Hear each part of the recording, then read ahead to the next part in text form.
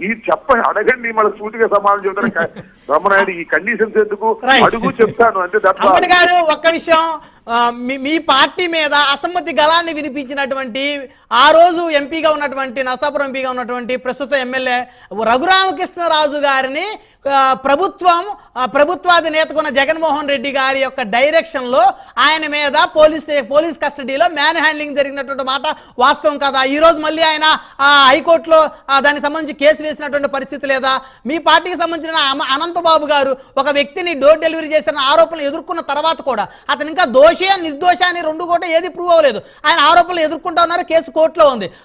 ఆయన తీసుకుని వచ్చి జగన్మోహన్ రెడ్డి గారు పక్కన నించోబెట్టడం అనేది ఎంతవరకు కరెక్ట్? ఇదే పల్నాడులో తోట చంద్రయ్య అనేటువంటి ఒక టీడీపీ పార్టీకి చెందినటువంటి ఒక నాయకుడు కొన్ని ఓట్లను ప్రభావితం చేయగల వ్యక్తిని వైకాపా ఎంపీపీ గొంతు కోసి జై జగన్ అని చెప్పేసి గొంతు కోసి హత్య చేసినటువంటి ఉదంతం వైఎస్ఆర్ కాంగ్రెస్ పార్టీ ప్రభుత్వంలో జరిగిన మాట వాస్తవం కదా? రమణాయుడు, నేను ఒక మాట చెప్తాను. నువ్వు 3 ప్రశ్నలు అడిగావు. ఒక్కొక్క ప్రశ్న అడిగితే ఒక్కొక్క ప్రశ్న సమాధానం చదివాను, మధ్య అడ్డం వచ్చి నువ్వు కారణం చెప్పినాడు. అది 3 ప్రశ్నలకి నేను సమాధానం చెప్తా. నువ్వు సాక్షి అవుతావా లేదా నాకు అనవసరం, అక్కడ డిబేట్ లో ఉన్న వాళ్ళు సాక్షి అవుతారు లేదా నాకు అనవసరం. బట్ వినేటువంటి పబ్లిక్ కి ఇది కరెక్టో కాదో ఆలోచించమని మనం చేస్తున్నాం. ఎస్, మన త్రిపులార్ అదే రామకృష్ణరాజు ఆయన్ని అరెస్ట్ చేశారు. ఎందుకు అరెస్ట్ చేశారండి? ఊరిని అరెస్ట్ చేశారా? క్రైమ్ లేకుండా అరెస్ట్ చేశారా? అరెస్ట్ చేశారు, తీసుకొచ్చారు. విదిన్ 24 hours లో కోర్టు ముందు హాజరుపరిచారు. అయితే మీరు ఒకటి గమనించాల్సిన అంశం ఏంటంటే, ఎప్పుడైనా కోర్టులో ఒక నేరస్తుని అరెస్ట్ చేసి కోర్టులో ప్రొడ్యూస్ చేసినప్పుడు కోర్టు వారు అడుగుతారు, ఏమయ్యా నిన్ను పోలీసులు ఏమైనా ఇల్ట్రీట్ చేశారా అని. చేస్తే నన్ను ఇల్ట్రీట్ చేశారండి అని చెప్తారు.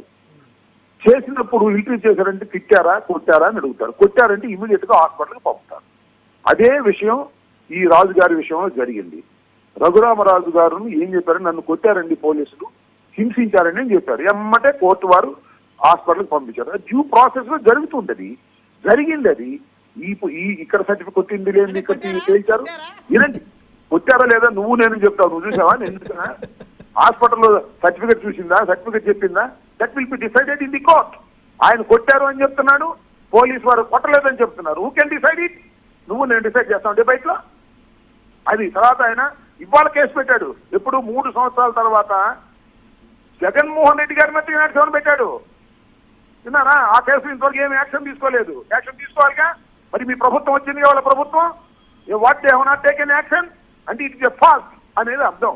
అది చట్ట ప్రకారంగా దాని యాక్షన్ అది తీసుకుంటుంది, అది జరుగుతుంది. అది మొదటి దానికి నా సమాధానం. రెండోది ఏంటి అడిగారు మీరు? రెండోది, మీ పార్టీకి చెందిన ఎమ్మెల్సీ అనంతబాబు గారు